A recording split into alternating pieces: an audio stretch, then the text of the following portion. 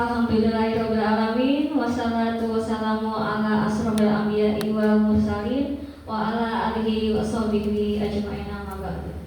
Kepada yang terhormat Bapak Kepala SMA Negeri 1 Lelea, yang saya hormati Bapak Ibu Guru serta staf tata usaha SMA Negeri 1 Lelea yang sudah menyempatkan waktunya untuk hadir pada aksi nyata ini dalam diseminasi budaya positif di SMA Negeri 1 Lelea.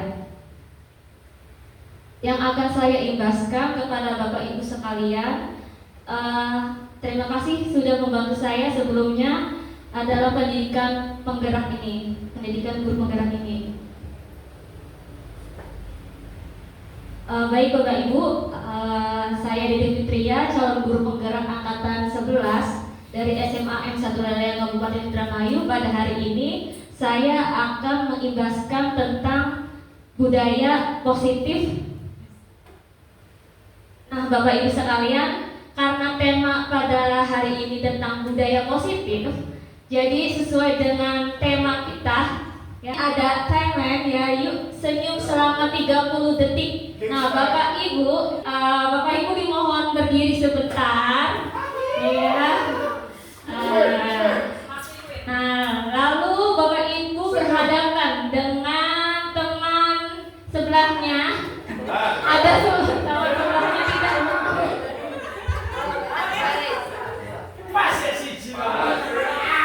Ya karena saya tahu ya dari pagi sudah lelah ya Bapak Ibu dalam kegiatan lomba-lomba dan lainnya. Jadi mari kita keluarkan aura positif kita kepada teman kita. Nah, silakan tantang teman yang di depannya. Dan mulai.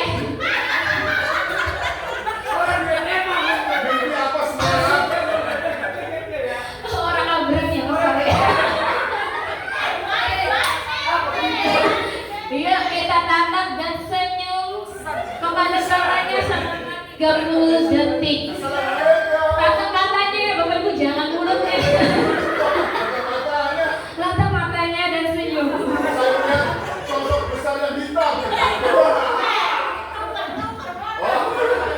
Sudah 30 detik belum Pak? Oke. Sudah, terima kasih Bapak Ibu, silahkan duduk kembali. Nah ya dari kita tadi ya Bapak Ibu, senyum itu menjadi tertawa ya. Jadi kita berbahagia bersama.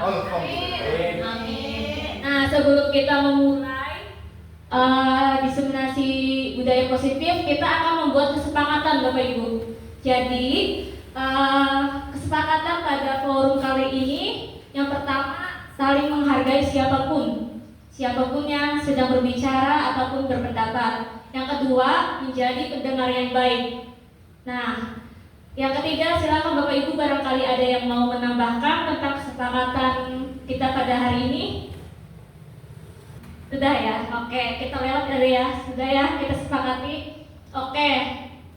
Di sini ya, Bapak Ibu langsung saja. Seorang guru yang baik harus memiliki kemampuan dalam mewujudkan budaya positif di sekolah. Budaya positif tersebut dapat dijalankan dengan menerapkan konsep-konsep inti. Nah Bapak Ibu, dalam budaya positif di sekolah itu ada 6 inti. Yang pertama, disiplin positif. Yang kedua, motivasi perilaku manusia. Yang ketiga, keyakinan sekolah atau kelas. Yang keempat, kebutuhan dasar manusia. Yang kelima, posisi kontrol. Dan keenam, segitiga restitusi. Nah, yang pertama ada disiplin positif. Nah, disiplin positif ini merupakan suatu cara penerapan disiplin yang mengajarkan anak bertanggung jawab dan menumbuhkan kesadaran diri berdasarkan nilai-nilai kebajikan. Nah, nilai-nilai kebajikannya apa saja? Nilai-nilai kebajikannya itu seperti yang ada di profil pelajar Pancasila, Bapak Ibu, 6 dimensi profil Pancasila, yaitu bergotong royong, beriman, bertakwa, berkarakter, kreatif dan inovatif, diantaranya seperti itu. Nah, disiplin positif ini lebih ke arah disiplin diri yang mendorong mengontrol diri dalam melakukan segala segala tindakan dan dapat membuat murid memahami dan menyadari berdasarkan motivasi internal, bukan akibat paksaan, ujian, atau hukuman. Nah, selanjutnya tentang motivasi perilaku manusia. Di sini ada 3 motivasi perilaku manusia ya Bapak Ibu. Yang pertama, untuk menghindari ketidaknyamanan atau hukuman. Yang kedua, untuk mendapatkan imbalan atau penghargaan dari orang lain. Yang ketiga, untuk menjadi orang yang mereka inginkan dan menghargai diri sendiri dengan nilai-nilai yang mereka percaya. Nah, Bapak Ibu, dari ketiga motivasi tadi, jikalau anak ini, ya siswa kita, menghindari ketidaknyamanan atau hukuman dan untuk mendapatkan imbalan dari orang lain, itu mereka masih dari motivasi eksternal. Nah, untuk menghargai diri sendiri ini menjadi bagaimana anak itu menjadi motivasi internal. Next, Pak. Nah, di sini ya Bapak Ibu ada contoh ya perbedaan konsekuensi dan hukuman. Nah, kira-kira menurut Bapak Ibu dari pernyataan tindakan guru di sini ada beberapa pernyataan di sini. Yang pertama ini saya bacakan ya, mencatat 100 kali di dalam buku kalimat saya tidak akan terlambat lagi karena terlambat ke sekolah. Nah, kira-kira kalimat ini termasuk hukuman atau konsekuensi? Konsekuensi. Hukuman, konsekuensi. Oke, kita tampung dulu ya. Ya, yang kedua, lari mengelilingi lapangan basket 2 kali karena terlambat hadir di sekolah. Hukuman. Oke, ya. Murid diminta untuk push up 15 kali karena tidak menggunakan masker ke sekolah. Hukuman. Oke. Menggantikan kertas tugas teman yang telah dicoret-coret. Oke. Membersihkan tumpahan air di meja tulis karena tersenggol pada saat belajar. Konsekuensi. Murid disuruh untuk mengenakan sepatu harian di sekolah karena tidak mengenakan sepatu hitam. Hukuman. Konsekuensi atau hukuman? Atau Dimancing. Murid, oke. Ada yang hukuman, ada konsekuensi ya. Yang terakhir, lari mengelilingi lapangan basket 2 kali karena terlambat 10 menit untuk pelajaran PJOK. Oke, kata guru PJOK-nya konsekuensi. Oke, kita lihat jawabannya ya Bapak Ibu. yang pertama, Nah, ini dia Bapak Ibu ya. Yang pertama adalah hukuman. Ya, yang ketiga hukuman, yang keempat, kelima konsekuensi, dan yang terakhir tadi sesuai dengan guru PJOK-nya ya, katanya itu konsekuensi. Nah, kenapa Bapak itu konsekuensi Pak? Ya, karena memang sudah ada perjanjian lebih dahulu dengan anak-anaknya. Oke, betul. Terima kasih Pak Bro, bagus sekali ya. Oke, ya. Kenapa yang nomor pertama hukuman itu Bapak Ibu? Iya. Ya, mencatat 100 kali di dalam buku kalimat saya tidak akan terlambat lagi karena ke sekolah. Iya. Nah, perbedaan hukuman dan konsekuensi itu Bapak Ibu, kalau hukuman itu biasanya kalimatnya menyakiti dan tindakannya kepada murid itu terpaksa murid melaksanakannya. Kalau konsekuensi biasanya tadi seperti kata Pak Ibrahim ya, jadi ada kesepakatan gitu ya. Konsekuensinya ini kesepakatan kita sebelumnya, kalau kalian terlambat atau ya tidak melaksanakan tugas ada konsekuensinya, yaitu tadi lari mengelilingi lapangan atau dan lainnya begitu. Nah, ini perbedaan hukuman dan konsekuensi. Ya, hukuman sesuatu yang menyakitkan tadi ya Bapak Ibu, harus terjadi. Sedangkan konsekuensi sesuatu yang harus terjadi gitu ya. Dan hukuman membuat anak sakit fisik maupun hati. Ya Bapak Ibu, tanpa kita sadari ya, jika kita menghukum anak gitu ya, tanpa disadari itu ada beberapa anak yang memasukkan ke dalam hati gitu ya. Sampai mungkin waktu Bapak Ibu sekolah gitu ya pernah mendapat hukuman dan keinget-inget terus sampai sekarang sama guru tersebut gitu karena iya dapat hukuman. Nah itu ya, jadi membuat anak sakit fisik maupun hati untuk jangka waktu yang lama. Lalu konsekuensi di sini membuat anak merasa tidak nyaman dalam jangka waktu yang pendek. Untuk hukuman, anak membenci kedisiplinan. Tadi terpaksa, adanya paksaan, mendorong anak menyakiti diri sendiri. Konsep diri yang buruk, anak belajar untuk menyembunyikan kesalahan. Nah, di sana timbul akhirnya rasa marah, rasa bersalah, dipermalukan, merasa tak dihargai. Untuk konsekuensi ini anak menghargai disiplin, stimulus tanggapan. Jadi stimulus tanggapan ini tanpa mereka disuruh atau tanpa paksaan, mereka sadar kalau mereka itu salah dan melakukannya. Terus mendorong anak agar mudah menyesuaikan diri, konsep diri yang baik. Anak belajar untuk mematuhi peraturan dan kehilangan hak dibuat tidak nyaman diasingkan untuk sementara waktu. Oke, yang selanjutnya tentang keyakinan sekolah atau kelas. Nah, Bapak Ibu, sebelum tadi yang memulai diskusi, kita sempat membuat keyakinan forum atau diskusi. Nah, sama di kelas pun atau di sekolah, Bapak Ibu bisa membuat keyakinan kelas atau sekolah. Nah, di sini saya akan sampaikan. Di sini guru berperan dalam mewujudkan terbentuknya keyakinan sekolah atau kelas dengan adanya kesepakatan antara guru dan murid. Keyakinan sekolah atau kelas berupa pernyataan universal yang mudah diingat, dipahami, dan harus diterapkan dalam lingkungan sekolah. Nah, kemarin saya membuat keyakinan kelas di kelas 10.1 ya Bapak Ibu.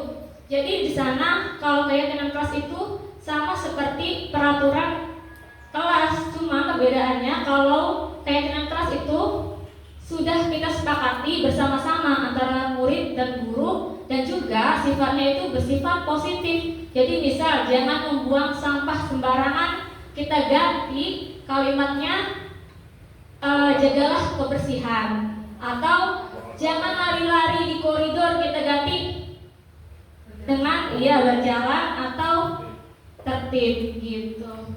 Nah, di sini ada peraturan Bapak Ibu. Yang pertama, selalu kembalikan buku ke tempatnya. Kira-kira keyakinan kelasnya ini tentang apa Bapak Ibu? Merapikan kembali. Iya, merapikan. Atau bertanggung jawab ya. Kalau sudah meminjam buku harus ditaruh kembali, dikembalikan. Yang kedua, dilarang mengganggu orang lain. Ketertiban. Oke. Menghargai bisa Bu. Hadir di sekolah 15 menit sebelum pembelajaran dimulai. Disiplin keyakinan kelasnya.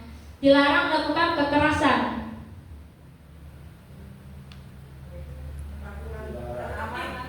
Tata tertib keamanan keyakinan kelasnya ya. Dilarang menggunakan narkoba.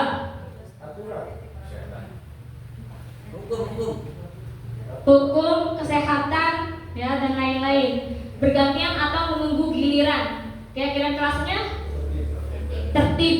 Oke, gunakan masker. Kesehatan. Jangan berlari di kelas atau koridor. Keselamatan. Oke. Kita lihat keyakinan kelasnya. Nah, ini Bapak Ibu. Hampir semuanya ya benar ya yang Bapak Ibu jawab tadi. Ada tanggung jawab, menghormati orang lain, keselamatan, kesehatan dan lain-lain.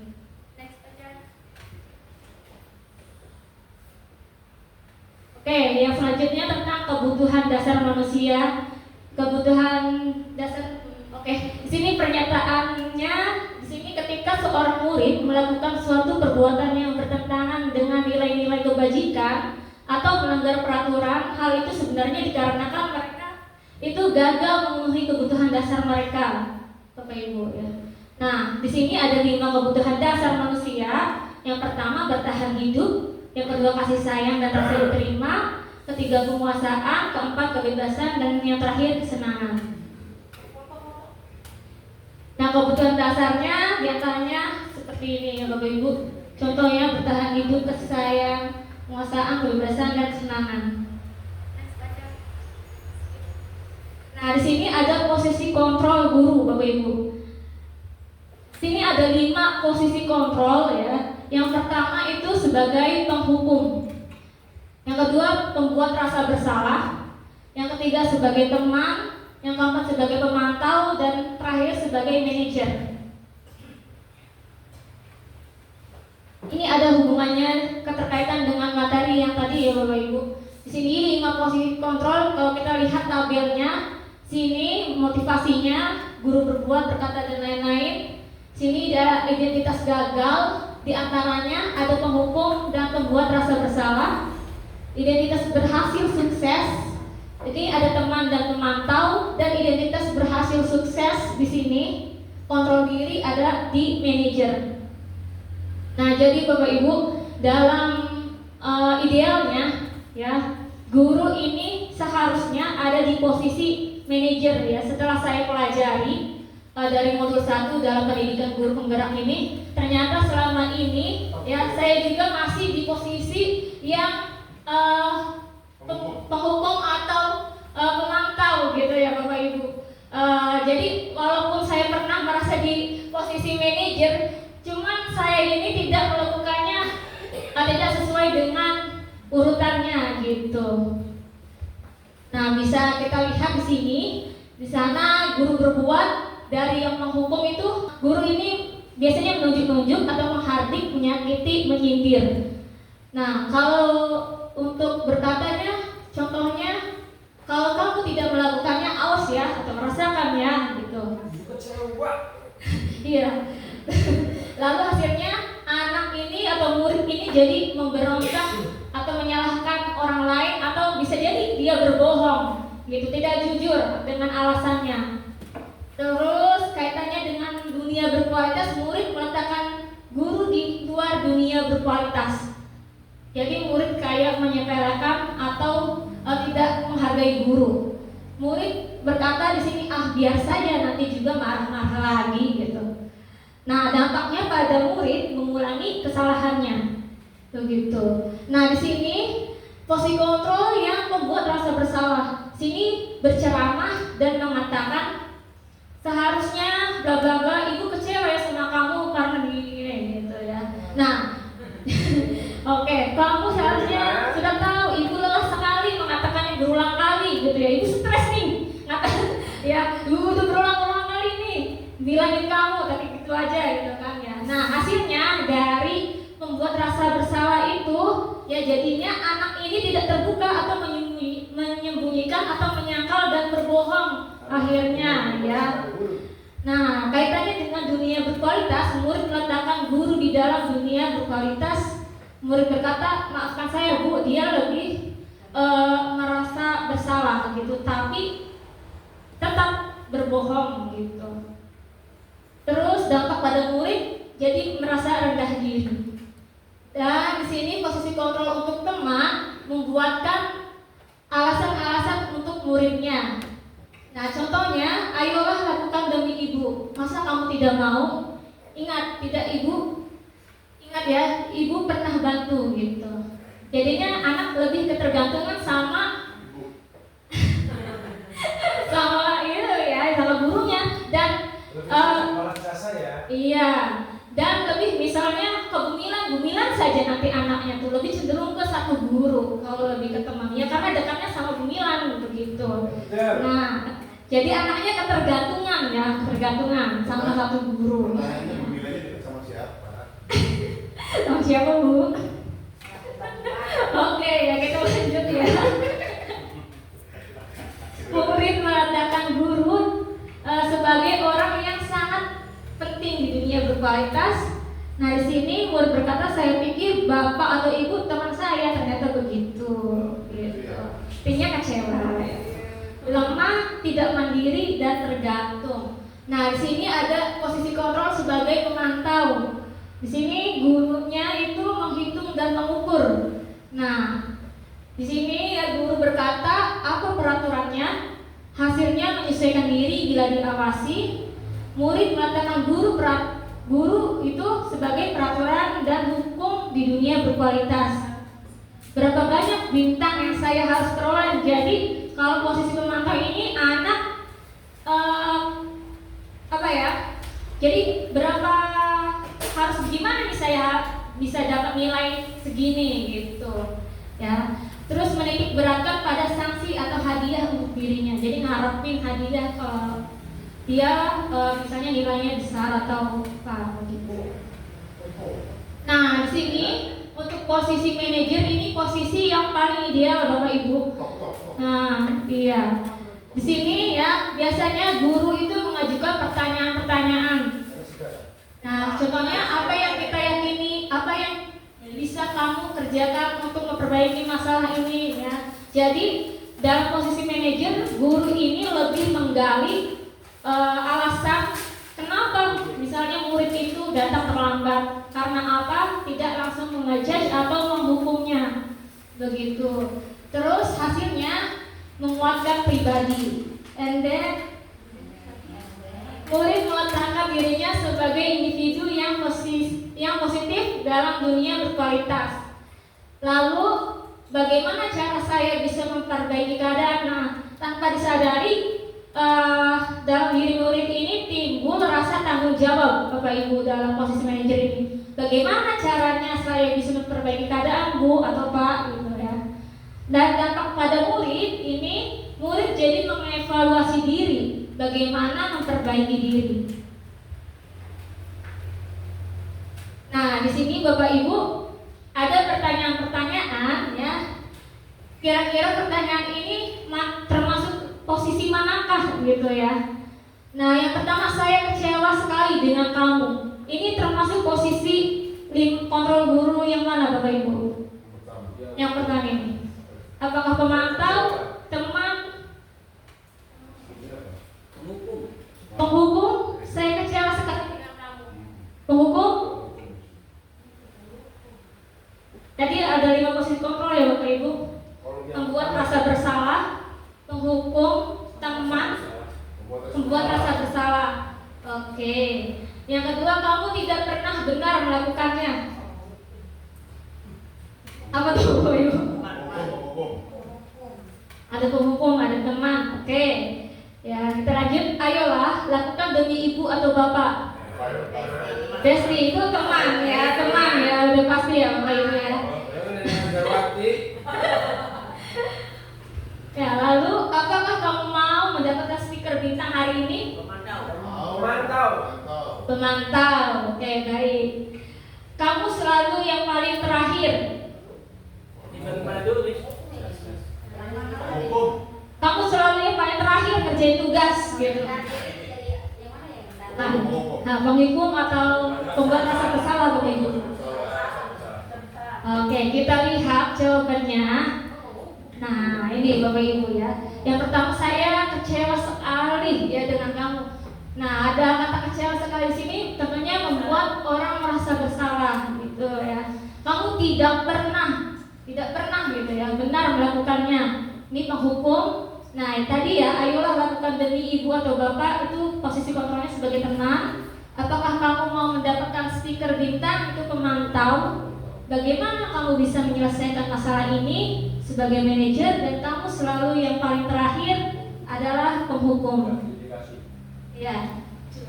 Nah Bapak Ibu, kita ke materi segitiga restitusi. Nah, segitiga restitusi ini sebenarnya pemecah masalah dari tadi dari 5 posisi kontrol itu Bapak Ibu ada kita menggunakan segitiga restitusi. Yang pertama itu di segitiga restitusi ada menstabilkan identitas, yang kedua validasi kebutuhan, yang ketiga menanyakan keyakinan. Nah, Bapak Ibu, saya akan sampaikan di sini segitiga restitusi itu adalah proses menciptakan kondisi bagi murid untuk memperbaiki kesalahan mereka sehingga mereka bisa kembali pada kelompok mereka dengan karakter yang lebih kuat.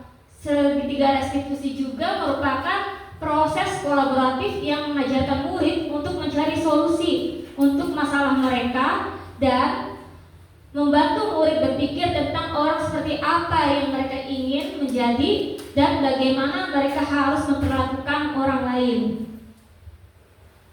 Nah, di sini Bapak Ibu untuk yang poin pertama dalam segitiga restitusi itu ada yang menstabilkan identitas. Ya, berdasarkan prinsip membuat kesalahan adalah bagian dari proses pembelajaran. Lalu menggeser identitas gagal ke identitas sukses. Selanjutnya validasi tindakan yang salah. Berdasarkan prinsip setiap pelaku berupaya memenuhi suatu kebutuhan tertentu, guru akan bergeser dari pemikiran stimulus respon menjadi proaktif. Yang terakhir, mengenali dan mengakui kebutuhan murid akan memperbaiki hubungan dengan murid. Dan yang terakhir adalah menanyakan keyakinan. Sini murid diberi pertanyaan-pertanyaan bermakna untuk memunculkan motivasi secara intrinsik. Lalu diharapkan murid ini mampu mengaitkan keyakinannya dengan tindakan yang salah. Nah, Bapak Ibu, saya juga kemarin ya sudah mempraktikannya ya di kelas 11.1. Tadi kasusnya, contohnya, nah ini kemarin video yang saya buat tentang segitiga restitusi.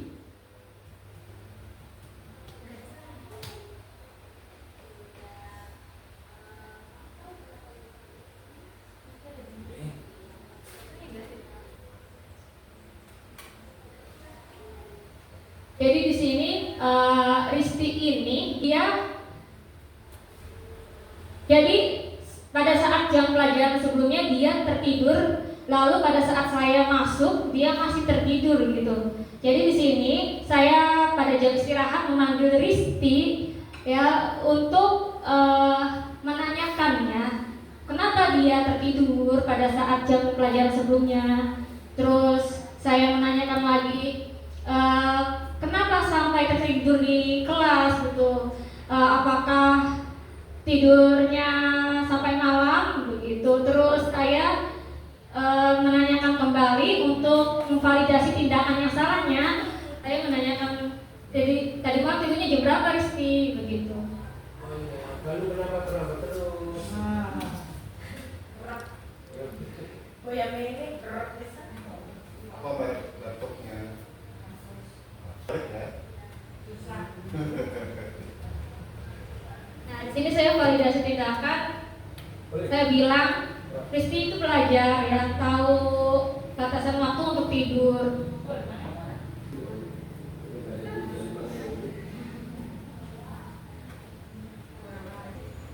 Nah, lalu setelah memvalidasi tindakan, saya menanyakan keyakinan kelasnya. Nah, tuh. Kamu tahu tidak konsekuensinya kalau kamu tertidur di kelas? Gitu, menanyakan keyakinan kelasnya seperti itu Bapak Ibu. Jadi anak ini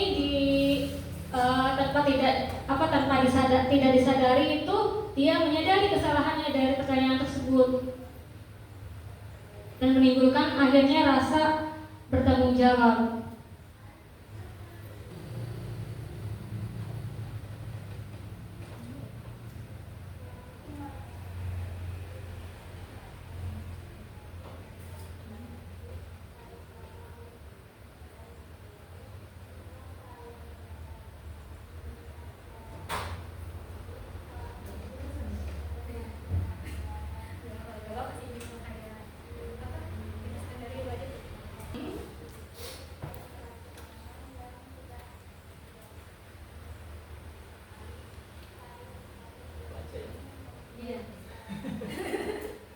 Nah, ya terima kasih Bapak Ibu.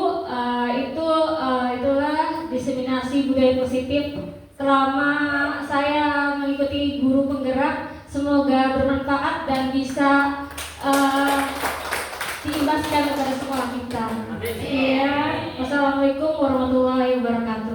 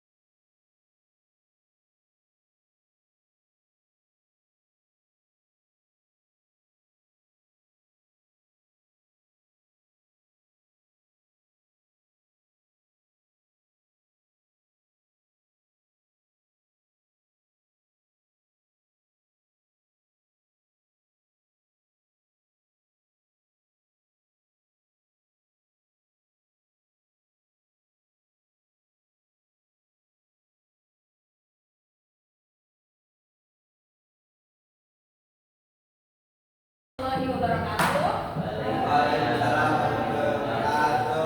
Ya, selamat siang ya. Gimana kabarnya hari ini? Baik ya. Oke ya. Nah, anak-anak hari ini ya kita akan belajar tentang keyakinan kelas ya. Ada yang tahu belum apa itu keyakinan kelas?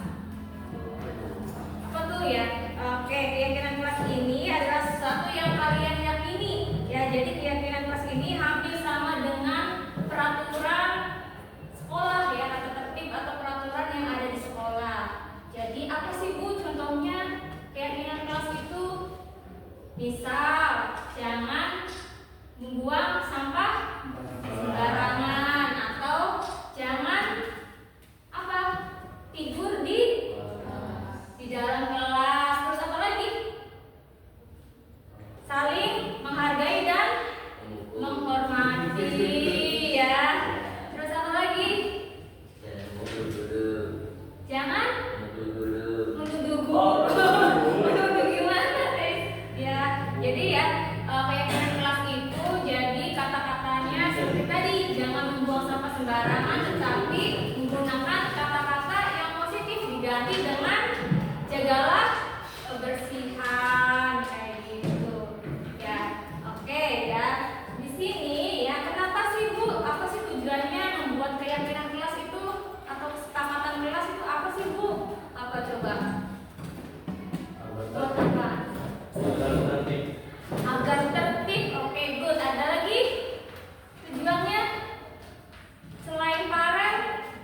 Kata parent agar tertib ya, benar, agar tertib dan agar kalian ini nantinya bertanggung jawab atas apa-apa yang kalian sepakati nanti. Nah, kesepakatan kelas itu nanti ya kesepakatan antara guru dan muridnya di kelas ya. Nanti Ibu akan membuat kesepakatan kelas atau keyakinan kelas dengan kalian di sini ya. Nanti Ibu akan bagikan atas ini ya, nanti satu orang nulis satu tentang keyakinan kelasnya. Misalnya tidak boleh izin pada saat jam pelajaran, atau misalnya saling menghargai, masuk ke kelas tepat waktu, misalnya begitu. Bisa dipahami contohnya? Nah, itu terserah kalian nih, keyakinan kelasnya seperti apa yang pengen kalian lakuin di untuk kelas ini ya. Cahayu ya, paham ya? Oke, Ibu bagiin satu, nanti kalian isi ya.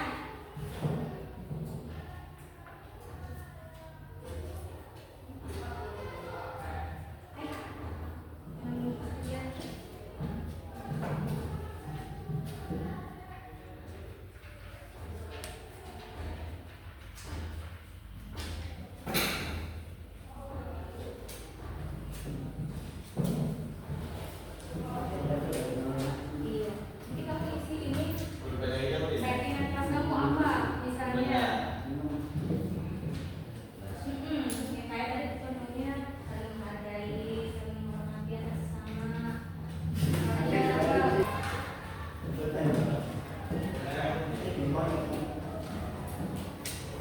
Itu ya.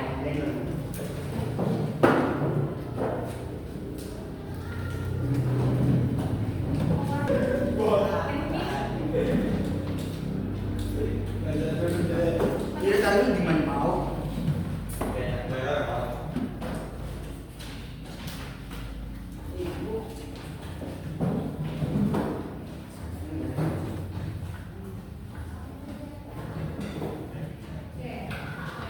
Ya, silakan kalian tulis keyakinan kelas kalian yang nantinya akan kita sepakati bersama-sama dan akan kita seleksi ya. Nanti kalian keyakinan kalian yang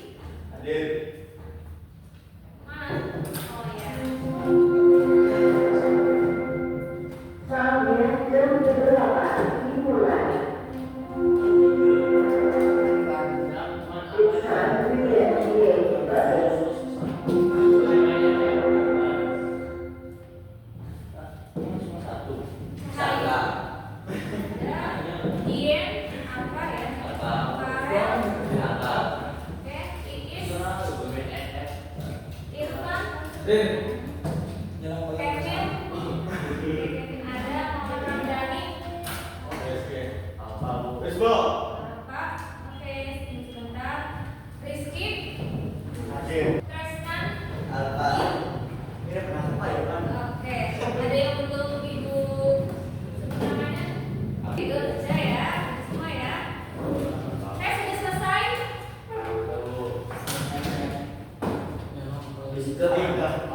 Oke, kalau sudah silahkan tempelkan catatan keyakinan kelas kalian. Sekarang ini kok. Di yang Gua pasti begini. Orang lupa ya sih, kita nih transit, ambil santai pak. Bocok. Tiga berhasil go. Iya bisa. Berhasil go. Oke. Berhasil go. Pak makanannya ah. Ini masih nggak bisa sih. dari semua ya. Oke. Yang tangan. Iya, ini masih banyak.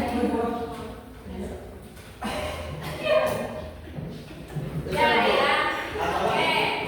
Nah, setelah kalian membuat kalimat tentang PPT kelas, sekarang ibu mau cek nih. Kita lihat apa yang akan kita pilih untuk dijadikan keyakinan kelas kita. Yang pertama, tidak boleh jajan sebelum istirahat katanya. Ali. Masuk kelas tepat waktu, boleh tidur di dalam Ale. kelas ketika guru tidak mengajar atau jam kos. Atau tidak diperbolehkan untuk bermain HP saat sedang belajar. Ali yang main Oke ya, kita set dulu, kita simpen dulu di sebelah sini ya. Nah, ini banyak banget nih, ada 4 poin. Nah, ini jangan ribut atau berisik di dalam kelas. Ali. Ya, ini hampir sama tadi. Ya, tidak boleh ribut gitu ya. Tuh jangan berisik.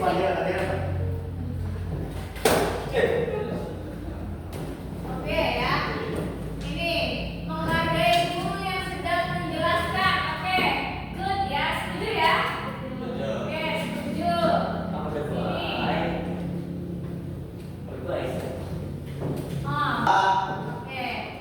Tidak boleh makan di kelas. Ali boleh. Tidak boleh makan di kelas. Ale. Ya, ini mungkin pada saat jam belajar ya.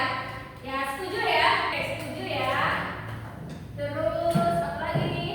Menghormati guru dan sesama manusia, menjaga kebersihan kelas, mentaati peraturan sekolah, menjaga nama baik sekolah, rajin mengerjakan tugas dari sekolah dan mengumpulkan tugas. Oke, ini sama ya yang tadi ya. Mentaati peraturan sekolah dan menghargai guru ya, sama yang seperti yang kuning ini. Oke. Nah ini tidak ibu akan bacakan yang ini. Nah ini keyakinan kelas kami adalah ibu sih membantu teman yang sedang piket katanya ya. Jangan main HP saat jam pelajaran. Setuju ya? Membuang sampah pada tempatnya. Oke, ini bagus ya. Jangan keluar pas jam pelajaran. Ali. Gitu, Izin. ya. Boleh kalau izin. Oke, good ya. Apalagi nih? Nah ini yang tulisan nih, tidak boleh buang sampah sembarangan. Ayo berarti di kelas ini banyak yang buang sampah sembarangan ya. Yang mana go? Nah, gue pernah juga nanti ya. Lebih kalau salah go. Apa yang belajar bacakan ini tidak boleh tidur di kelas. Nah, tidak boleh membuang sampah di laci. Tanya jangan main HP di saat jam pelajaran. Nih, tapi sama ya. Ali. Poinnya. Sama kabel Ini menjaga kebersihan, buang sampah pada tempatnya, sapu ruangan kelas. Ini berarti ke piket ya. Oke, ini stop bullying.